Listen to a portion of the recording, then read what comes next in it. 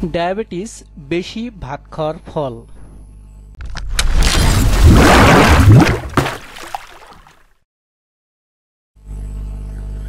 বেশি বেশি ভাত খাওয়ার অভ্যাসই যত সর্বনাশ হচ্ছে।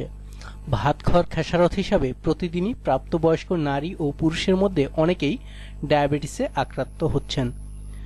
ডায়াবেটিসে আক্রান্ত হওয়ার পরও ভাত খাওয়ার পরিমাণ না কমালে ও কায়িক পরিশ্রম না করলে লিভার সহ অন্যান্য জটিল রোগব্যাধি শরীরে বাসা বাঁধে।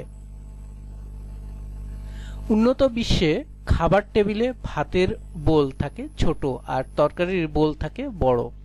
আমাদের দেশে সম্পূর্ণ উল্টো চিত্র। তিন বেলা পেট ভরে ভাত না খেলে যেন খাওয়াই সম্পূর্ণ হয় না। দাম অপেক্ষাকৃত সস্তা হওয়ায় খাবার টেবিলে সবচেয়ে বেশি ভাত থাকে। দেশের অনেক মানুষের প্রিয় খাবার ভাত ও আলুর ভর্তা। এই দুটি খাবারেই কার্বোহাইড্রেট বেশি, যা ডায়াবেটিস আক্রান্ত হওয়ার ঝুঁকি তৈরি করে।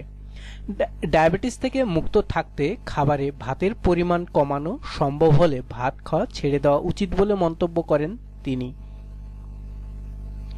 একজন লিভার বিশেষজ্ঞ জানান, তাদের গবেষণায় দেখা গেছে লিভারের সমস্যায় আক্রান্ত রোগীদের খাদ্যাভ্যাস জিজ্ঞাসা করে জেনেছেন অধিকাংশই ভাত বেশি খেতেন।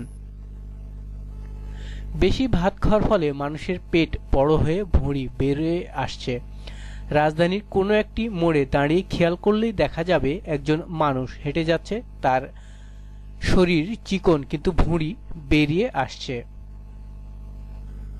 খাদ্যাভ্যাস ও কায়িক পরিশ্রম কম করায় মানুষ এখন ডায়াবেটিস ও লিভারের অসুখে আক্রান্ত হচ্ছেন।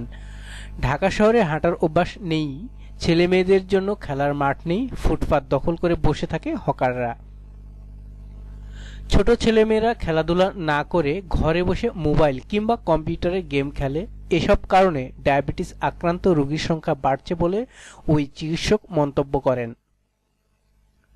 আরও নতুন নতুন ভিডিও পেতে আমাদের সাথেই থাকুন। Please subscribe, like, share and comments hour video. ধন্যবাদ।